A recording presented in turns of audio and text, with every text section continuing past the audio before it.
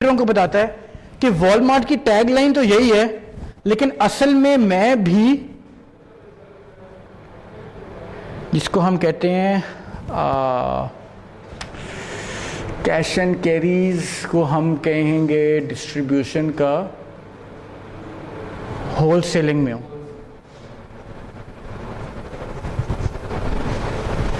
मैं भी होलसेलिंग में हूं, जिसकी वजह से मेरे जो मार्जिन्स हैं वो भी लो है।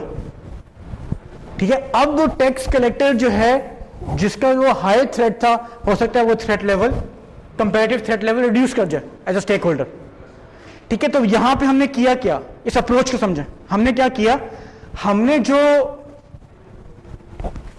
स्टेक होल्डर था उसके माइंड में जिस कंपनी का एक अच्छा इमेज था, उस इमेज से हमने अपने आप को रिलेट कर दिया कि आप ये तो कह रहे हैं कि वो अच्छा काम कर रही है, हम भी अच्छा काम कर रहे हैं, सिर्फ फर्क इतना है कि उनकी टैग लाइन एवरीडे लो है और हम असल में एवरीडे लो हैं। ठीक है, हम भी रिटेलिंग का मार्जिन जो है, उस मार्जिन को हम रिड्यूस करके रिटेलर्स को हम आउट ऑफ मार्केट कर देते हैं, या डिस्ट्रीब्यूटर्स नहीं होते हमारे केस में, डायरेक्ट होलसेलर्स हैं हम, जो भी कहना चाहें कि हम भी उसी वैल्यू पे सर्व कर रहे हैं। ठीक है, तो what is this say, linking the issue to the others that stakeholder sees more favourably. यही इशू, ज्यादा मार्जिन कमाते हैं, ज्यादा पैसों पे बेच रहे हैं, लोगों को एक्सप्लॉइट कर रहे हैं, this might be an issue. That issue is being seen favourably for Walmart but not for metro. तो मेट्रो वाला अपने स्टेक होल्डर को दूसरों को बताने की कोशिश करेगा, ये स्टेक होल्डर जिनको आप फेवरेबली देख रहे हैं, मैं भी वही काम कर रहा हूं। इस केस में इट सेज कि आप फेवरेबल को लेकर जाएंगे, अनफेवरेबल के केस में आप किसी और को आइडेंटिफाई नहीं करेंगे। ठीक है, this is general rule of business कि आप दूसरा जो फेवरेबल, जो गुड प्रैक्टिसेस हैं उनको आप हाईलाइट कर सकते हैं, जो बैड प्रैक्टिसेस इन एनवायरमेंट होते हैं उनको आप हाईलाइट नहीं करते। ठीक है, because that leads to another dilemma. किस पे जाता है वो हम getting later into the course हम देख रहे होंगे। फिर बात आई डिफेंसिव की और होल्ड की। कहते फॉर नाउ आप इनके लिए सिर्फ वैल्यू क्रिएट करें, इनके लिए ऐसी वैल्यू क्रिएट करने की कोशिश करें जिसकी वजह से डिफेंसिव का थ्रेट लेवल रिड्यूस हो जाए, ऐसी वैल्यू उसके लिए क्रिएट करें, और जो होल्ड है उसका जो कॉर्पोरेटिव पोटेंशियल है उसको आप हाई कर लें। ठीक है, so the ultimate goal is आपने फॉल करना है इस क्वाड्रेंट में। ठीक है, या हर किसी को इस क्वाड्रेंट में लेकर आना है, और अब जो जहां पे जिस क्वाड्रेंट में फॉल कर रहे हैं आप उसको उस तरह से डील कर रहे होंगे।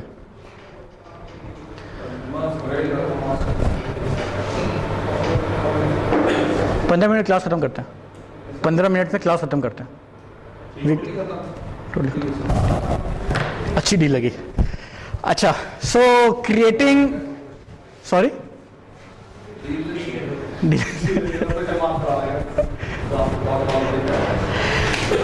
Creating new modes of interaction with stakeholders. अच्छा, अब जो इंटरेक्शन की बात हो रही थी, वैल्यू कम्युनिकेट करने की बात हो रही थी, and now there is another strategy इसमें कहता है कि एक नए मोड ऑफ इंटरेक्शंस इवॉल्व करें। ठीक है, and there can be 4 typical ways a company interact with stakeholder. Multiple तरीके हैं जिस पे इंटरेक्ट किया जा सकता है। 4 of the most commonly used ways को यहां पे आइडेंटिफाई किया जा रहा है। This can be a question in the exam as well कि क्या हो सकते हैं। इस तरह क्वेश्चन अगर आपको आए, या कोई केस स्टडी आया उसमें क्या है कि जो इंटरेक्शन के मोड्स हैं, जो स्ट्रेटेजी, इंटरेक्शन की स्ट्रेटेजी यूज हुई है, उनको हाईलाइट करें, उनको लिस्ट करें। देयर इज नो राइट और wrong answer to it, there is a backing analysis होता है कि आप अगर कुछ कह रहे हैं, फॉर एग्जाम्पल आपने कहा है कि ignore the stakeholder policy use करनी चाहिए, तो क्यों यूज करनी चाहिए, या अगर वो यूज ज्यादा कर रहा है तो क्यों आपको लग रहा है कि ज्यादा यूज कर रहा है। इस किस्म के बेस क्वेश्चन होंगे इसके ऊपर। सो पहली चीज वो कहते हैं ignore the stakeholder, we all understand. वो कह रहा है लेट्स से यहां फॉल कर रहा है, अब उसको इग्नोर कर दो for time being, do not worry about it. ठीक है, लेट्स वरी अबाउट जो ज्यादा मसला कॉज कर रहे हैं आपको, who are more troublesome, let's look into those. ठीक है, उनके लिए आपने क्या किया, पब्लिक रिलेशन अप्रोच ले ली। What is a public relation approach, anyone? PR agencies is a very huge business in the world right now. What does they do? कोई भी चीज वो अगर डिलीवर कर रहे हैं, ठीक है, पब्लिक से ओपिनियन लेना है कि उसका फीडबैक लेना है, क्या है? हाँ, लेकिन उससे ज्यादा पब्लिक रिलेशन अप्रोच इस चीज पे काम करती है कि आपका पब्लिक का इमेज क्या है, उस इमेज को मैनेज करती है। मैं एक सिंपल सी एग्जांपल अगर दूं, जितने बड़े इंस्टीट्यूट्स हैं, प्राइवेट पब्लिक, जो बड़े इंस्टीट्यूट्स हैं, देयर आर टाइम्स कि वो कोई अच्छी काम करते हैं और वो हाईलाइट नहीं होता, कोई बुरा काम करते हैं हाईलाइट हो जाता है। This is all what public relation manage हो रही है उनकी, ठीक है। और पब्लिक रिलेशन के थ्रू वो स्टेक होल्डर्स को मैनेज कर रहे हैं, we being external environment stakeholders, हमें मैनेज कर रहे हैं वो, ठीक है। पब्लिक रिलेशन और कैसे मैनेज होता है? अगर किसी पॉजिटिव टर्म में हम बात करें तो कंपनीज ने अपने पीआर एजेंट्स रखे हुए होते हैं। फॉर एग्जांपल शेल जो है वर्ल्ड ओवर अपनी जितनी CSR कैंपेन्स करता है, वो सारे पब्लिक रिलेशन अप्रोच के थ्रू मार्केट करता है उसको, कि हमने यहाँ पर ये किया, यहाँ पर ये किया, यहाँ पर ये किया, ताकि लोगों में उसका इमेज अच्छा क्रिएट हो जाए। One of the ways of managing stakeholders. अगर हम किसी गवर्नमेंट सेक्टर की बात करते हैं तो गवर्नमेंट सेक्टर ने अपने PR के लोग रखे होते हैं। हम फोर्सेस की बात करते हैं तो डेजिग्नेटेड डिपार्टमेंट जो पब्लिक रिलेशंस को मैनेज करेगा, ठीक है। तो क्यों है एक पर्टिकुलर डिपार्टमेंट, क्यों है? हर कोई क्यों नहीं कर रहा? क्योंकि वो particular department is train to do that, and this is one of the ways to manage the stakeholder, कि those people are train to manage the stakeholders, ठीक है। अब फॉर एग्जाम्पल एक पब्लिक सेक्टर इंस्टीट्यूट है, वो public sector institute publicly हर किसी से बात नहीं कर सकता, उसका PR रिप्रेजेंटेटिव, मीडिया रिप्रेजेंटेटिव जिसको हम कहते हैं, वो होता है जो सबसे बात कर रहा होता है, ठीक है। Because that person is managing the stakeholder. तो आपका स्टेक होल्डर कौन मैनेज कर रहा है? PR के थ्रू मैनेज हो रहा है, ओपनली मैनेज हो रहा है, नहीं मैनेज कर रहे, नेगोशिएशन बेस्ड मैनेज हो रहा है, या आप डायलॉग बेस्ड मैनेजमेंट कर रहे हैं उसकी, किस अप्रोच, इंटरेक्शन की क्या अप्रोच ले रहे हैं आप, ठीक है। सॉरी, 4 टिपिकल बेस लिखे हुए।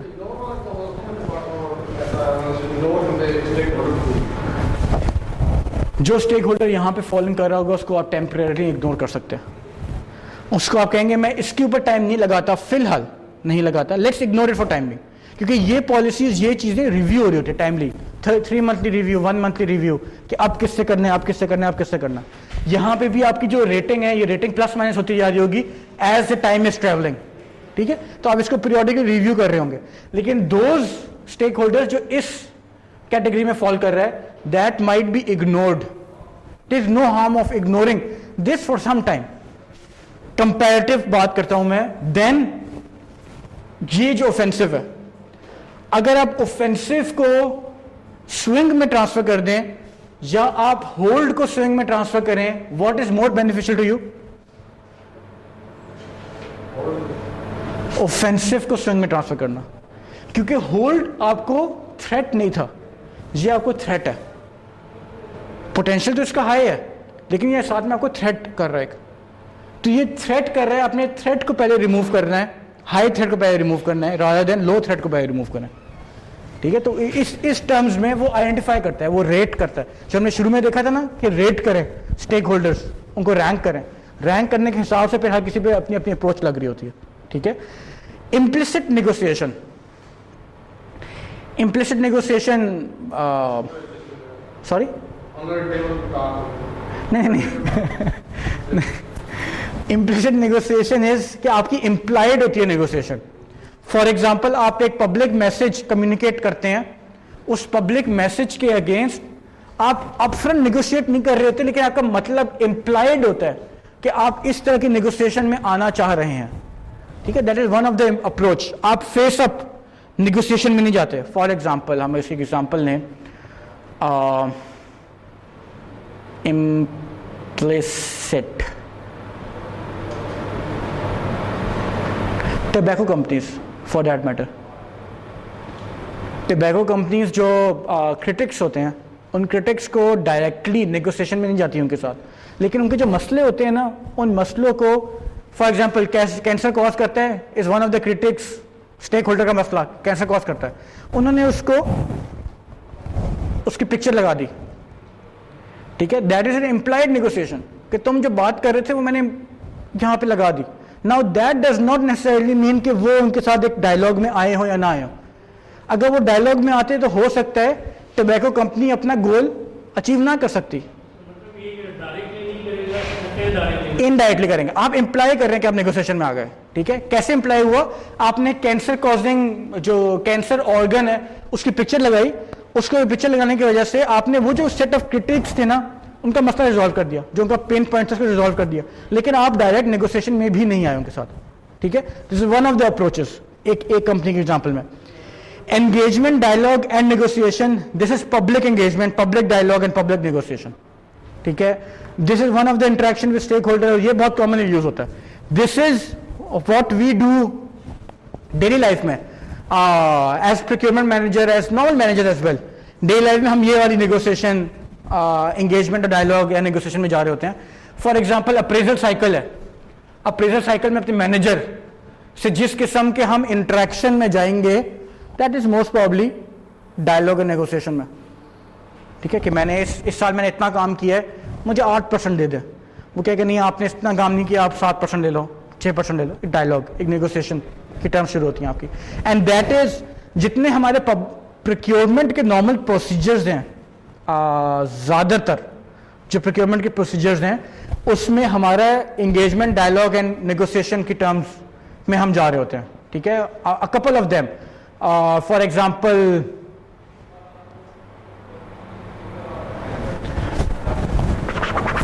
हम कहते हैं हमने request for quotation RFQ raise किया, ठीक है। रिक्वेस्ट फॉर कोटेशन क्या होता है?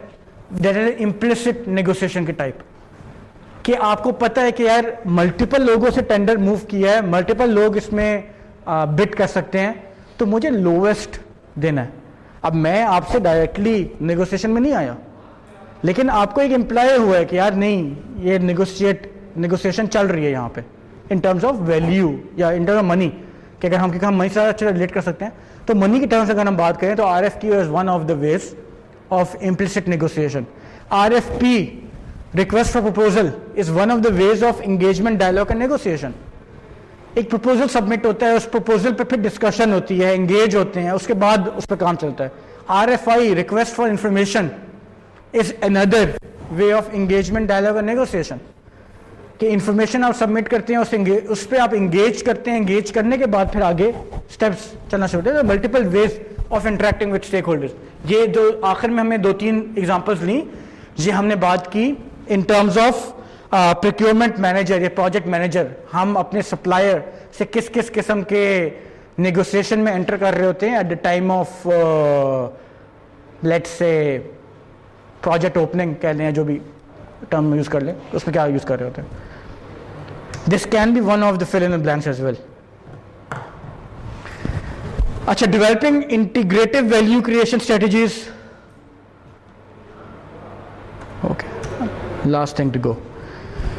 Developing integrative value creation strategies, हमने मल्टीपल वैल्यू क्रिएशन की स्ट्रेटजीज देखी हैं अभी तक, ठीक है, लेकिन एवरीडे स्ट्रेटजी ये कहती है कि एक वैल्यू क्रिएशन की स्ट्रेटजी काम नहीं करती, हमें मल्टीपल वैल्यू क्रिएशन की स्ट्रेटजीज को यूज करना होगा at all times and at all point and times, ठीक है।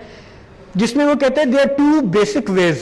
One is recognise there are commonalities in behaviours, interest and the strategies that we have developed for individual stakeholder group.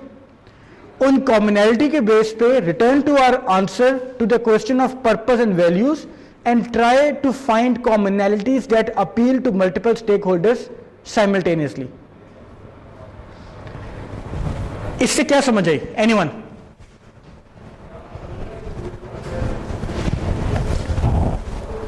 जो heading है ना उसमें answer है।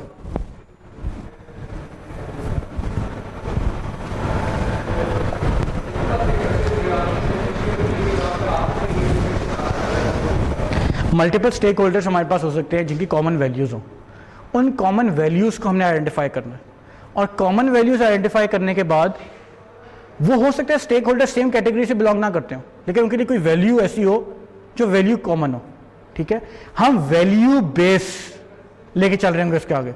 ऐसी integrative strategy होगी कि उनके आपस की जो वैल्यूज हैं, उन वैल्यूज को हाईलाइट करने की वजह से उन मल्टीपल स्टेक होल्डर्स को हम आपस में मैनेज कर रहे हैं। सो इसके दो तरीके हैं। एक तरीका यह है कि आप commonalities in behaviours, interest and strategies देखें और फिर उसके बाद डेवलप करें अपनी स्ट्रेटजी अराउंड दोज थिंग्स, ठीक है, कॉमनैलिटीज देखें। बिल्कुल। दूसरा तरीका यह है, return to our answers to the questions of purpose and value and try to find commonalities that appeal to multiple stakeholders, कि हमारी पर्पस, हमारी वैल्यू क्या है, उस वैल्यू और उस पर्पस के हिसाब से कॉमन स्टेक होल्डर्स कौन से बनते हैं, उन कॉमन स्टेक होल्डर्स को फिर हम इकट्ठे लेकर मैनेज करें, उनके अराउंड इकट्ठी स्ट्रेटेजीज बनाएं, ठीक है। मोर और लेस दोनों तरीके हम नॉर्मल लाइफ में फॉलो कर रहे होते हैं। So this chapter today was more based on कि हम नॉर्मल लाइफ में किस किस्म की स्ट्रेटेजी, हम हर किस्म की स्ट्रेटेजी लगा रहे होते हैं। Maybe this set of information would be new for you. इसके अलावा बाकी सारी set of information was summarising the older information और बाकी जर्नल जो हमें नॉर्मली पता भी होती है, उसको थोड़ा सा एक स्ट्रक्चर्ड फॉर्म में लेकर आते हैं। लास्ट, ग्रामीण बैंक।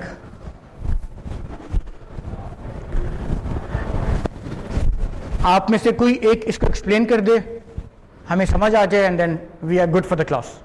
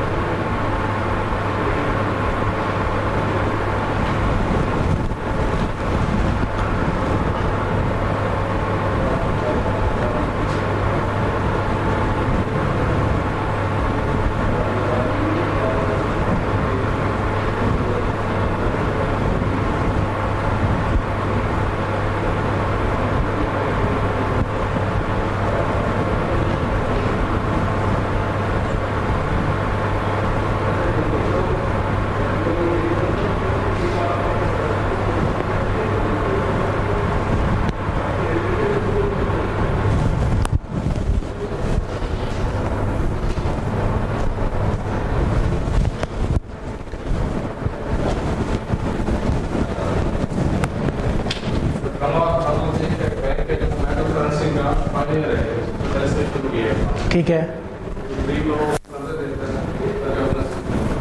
बिल्कुल ठीक है। टेलीकॉम के साथ कुछ किया है इसने, मुझे टेलीकॉम के साथ क्या किया और क्यों किया?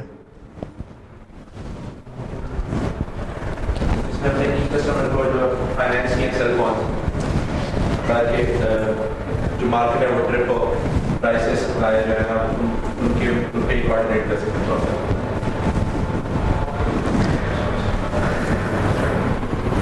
अच्छा, ओके। इसमें बात ही कर रहा है कि ग्रामीण बैंक का मॉडल क्या है। ग्रामीण बैंक का मॉडल ये है कि concept of microfinance and lending money to poor people में ये लोग पायनियर हैं। और इसके बाद कंपनी ने एक वैल्यू अंडरस्टैंड की। वो वैल्यू क्या थी? The company understood its customer and their stakeholders well and figured out that they could benefit by being able to communicate more easily.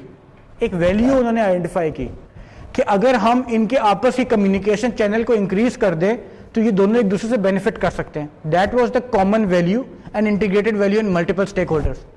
इस वैल्यू को कैप्चराइज करने के लिए, कैप्चर करने के लिए या इसको कैपिटलाइज करने के लिए उन्होंने एक टेलीकॉम इंडस्ट्री में आके they began telecom subsidiary that financed cell phone to key customers. मसला वैल्यू किसको देनी थी?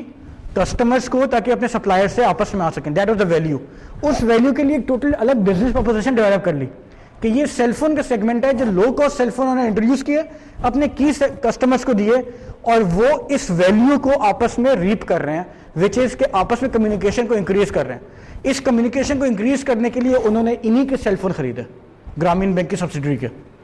ठीक है, तो दिस इज कि आप एक वैल्यू पिक करते हैं दैट इज इंटीग्रेटेड वैल्यू। ठीक है, कि वो वैल्यू मल्टीपल स्टेक होल्डर्स को कैसे सेटिस्फाई कर सकती है, और वो सेटिस्फाई करने के लिए they get went a step ahead. उन्होंने अपनी कंपनी के लिए नहीं किया, एक नया बिजनेस प्रोपोजिशन डेवलप कर लिया उसके लिए, उस वैल्यू को कैपिटलाइज करने के लिए जो इंटीग्रेटेड वैल्यू थी for the customers, for the suppliers and the value was कि आपस में वो फ्रीक्वेंट कम्युनिकेशन कर सकें। ठीक है, so this is one of the veg. उससे उसका ट्रस्ट जो है ना फीडबैक मिलेगा उनको या कैपिटलाइजेशन हो जाएगी। देखिए, ग्रामीण बैंक ने एक बिजनेस सेगमेंट में था, एक बिजनेस सेगमेंट में वो, ठीक है, बिजनेस सेगमेंट क्या है, माइक्रो फाइनेंसिंग करना। उस माइक्रो फाइनेंसिंग में उसने एक वैल्यू देखी, एक मिसिंग वैल्यू, एक वैल्यू गैप देखा। वो वैल्यू गैप क्या था? वो वैल्यू गैप ये था कि उनका कस्टमर अपने सप्लायर्स से कम्युनिकेशन स्ट्रांग नहीं है, ठीक है, और करना चाहता है। अब करने चाहने के लिए वो मल्टीपल तरीके कर सकते थे। एक तरीका उन्होंने क्या किया, उन्होंने अपनी एक सब्सिडरी बनाई, उसका टेलीकॉम फोन इंट्रोड्यूस किया। Telecom phone low cost introduce करके यही जो वैल्यू गैप था, इस वैल्यू को उससे फुलफिल कर दिया। तो इनकी वैल्यू सेटिस्फाई हो गई और ग्रामीण की सब्सिडरी के लिए वैल्यू क्रिएट हो गई। तो उन्होंने एक कॉमन वैल्यू ढूंढी, इंटीग्रेटेड वैल्यू ढूंढी और इंटीग्रेटेड वैल्यू का सोल्यूशन ढूंढा। सोल्यूशन कहते हैं मल्टीपल वेज। वो कम्युनिकेशन स्ट्रांग करने के लिए अपनी हेल्पलाइन बना देते हैं, कुड बी अ सोल्यूशन। उससे उनका सप्लायर भी खुश हो जाता है, उनका कस्टमर भी खुश हो जाता। एक कॉल सेंटर बना देते हैं लेट से, ठीक है, एक टोल फ्री नंबर लगा देते हैं। मल्टीपल सोल्यूशन हो सकते हैं। They went a step ahead. उन्होंने एक ऐसा सोल्यूशन दिया जो इनके लिए बिजनेस प्रोपोजिशन भी बन सकता है। तो ये एग्जांपल देने का पॉइंट ये था कि वो जो आप वैल्यू क्रिएट करना चाह रहे हैं, जरूरी नहीं है वो वैल्यू क्रिएट आप एज ए वॉलंटियरिज्म कर रहे हैं वो, ठीक है। हमने कहा था एक्ट ऑफ वॉलंटियरिज्म होना चाहिए, लेकिन हर चीज एक्ट ऑफ वॉलंटियरिज्म पे जाके कन्फाइन नहीं होती। Every corporation is here to do business, ठीक है। उन्होंने अपना कोई ना कोई बिजनेस इंटरेस्ट निकालना। तो इसलिए एग्जांपल शो की कि ये वैल्यू सेटिस्फाई भी कर रहे हैं, अपने स्टेक होल्डर सेटिस्फाई कर दिया उन्होंने, लेकिन अपने स्टेक होल्डर सेटिस्फाई करने के साथ साथ उन्होंने एक बिजनेस वैल्यू भी जनरेट कर लिया अपने लिए। तो that is a win win situation for both of them. हाँ, जिन्होंने कर्जा लिया होगा, या देखें ग्रामीण बैंक एग्रीकल्चर का मॉडल ऐसे हम पिक कर लेते हैं। एग्रीकल्चर स्मॉल फार्मर्स को लेंडिंग करते हैं, ठीक है। अब स्मॉल फार्मर की लेंडिंग कर रहे हैं तो फार्मर के मल्टीपल सप्लायर्स हो सकते हैं, ठीक है। फॉर एग्जांपल मुझे सीड चाहिए 10 दिन बाद। अब 10 दिन बाद सीड चाहिए, मेरे पास communication, remember this is 20 years back जब ग्रामीण का मॉडल शुरू हुआ था, 17 ईयर्स मेरे ख्याल से, 17 ईयर्स बैक जब ग्रामीण का मॉडल शुरू हुआ था, 2004 या 5 में ऑलमोस्ट। अब उसका एक तरीका ये हो सकता था कि आप जो है जो स्मॉल लेंडर्स हैं वो आपस में कम्युनिकेट ना करें और उस वैल्यू को लूज कर जाएं। मतलब किस टाइम पे सीड सोइंग शुरू होनी है, किस टाइम पे हमने वाटर कितना देना है, इन सारी चीज़ों के लिए क्लोज कम्युनिकेशन चाहिए, ठीक है। वो क्लोज कम्युनिकेशन वाज मिसिंग। इस क्लोज कम्युनिकेशन की वजह से वो अपनी जो यील्ड है, पर हेक्टेयर यील्ड, उसको इंक्रीज कर सकते हैं, ठीक है। तो वो एक communication was a value that they are looking for, supplier was looking for and the farmer was looking for, कि सप्लायर फार्मर से इंटैक्ट रह सके, फार्मर सप्लायर से इंटैक्ट रह सके। मसला यहाँ पर आया था कि उनके जो कम्युनिकेशन के चैनल्स थे वो बहुत कॉस्टली थे, ठीक है। तो वो कॉस्टली कम्युनिकेशन चैनल को और एक वैल्यू एग्जिस्ट करती थी, इस वैल्यू को जो करती थी, इसको कैपिटलाइज किया ग्रामीण ने थ्रू अ टेलीकॉम सब्सिडरी। उन्हें टेलीकॉम सब्सिडरी बनाई, एक low cost mobile phones introduce किए। लो कॉस्ट मोबाइल फोन सबसे पहले अपने ही कस्टमर को बेचे कि आपने सप्लायर से कॉल करनी होती है, उसने बुक करनी होती है, क्या बजट है, उसने कहा 1000 रुपये का, ये लो 800 रुपये का phone. This is how they develop that value. उस वैल्यू पे कैपिटलाइज किया, और वैल्यू पे कैपिटलाइज करने के मल्टीपल तरीके हो सकते थे। The thing could have been, शायद आप में से कोई जो है वहां पे एक रिप्रेजेंटेटिव रख देता कि ये 50 फार्मर्स जो है ना, रोज सुबह शुरू होगा, वो 50 फार्मर्स के पास जाके उनके मसले पूछेगा और सप्लायर को उनके मसले बताएगा। Could have been one of the ways. Another one could have been toll free numbers. किसी भी पीसीओ पे जाओ, टोल फ्री नंबर है, फ्री ऑफ कॉस्ट, आपने हमारी हेल्पलाइन पे कॉल की, हमारी हेल्पलाइन आगे डिटरमिन करेगी क्या कर रहा है। Third manner could have been कि किसी भी के पास फोन है, उससे आपने एक नंबर मिलाया, उस नंबर से आपको हमारे कॉल सेंटर पे शिफ्ट कर दिया, कॉल सेंटर ने आगे एक सप्लायर को शिफ्ट किया और आपको वापस जवाब मिल गया। Multiple ways could have been, जिससे वो वैल्यू सेटिस्फाई हो सकती थी। लेकिन इन्होंने किस तरह से वैल्यू की, उसके एग्जांपल यहाँ पे लिए कि इन्होंने किस तरह से उसको सेटिस्फाई किया। So this was all. Next class में, आधी क्लास में हम लेक्चर करेंगे और बाकी आधी क्लास में असाइनमेंट, इन क्लास असाइनमेंट करेंगे। सो बी इन क्लास, वो in class time in class mark ही होगी। जो क्लास में नहीं होगा उसका फिर हम कोई ऑल्टरनेट तरीका निकाल लेंगे, लेकिन क्लास में होने वालों के लिए थोड़ा बेनिफिट इस तरह करेंगे कि उनके लिए थोड़ा इजी बना देंगे, ठीक है। तो मेक श्योर कि अटेंडेंस आपकी मैक्सिमम। डीएल का ऑफ कोर्स उस पर दे देंगे हम, गूगल क्लासरूम पे असाइनमेंट अपलोड कर देंगे और they can submit it, assignment जिस मैनर में सबमिट होती हैं। केस स्टडी होगी, तो हम एक क्लास का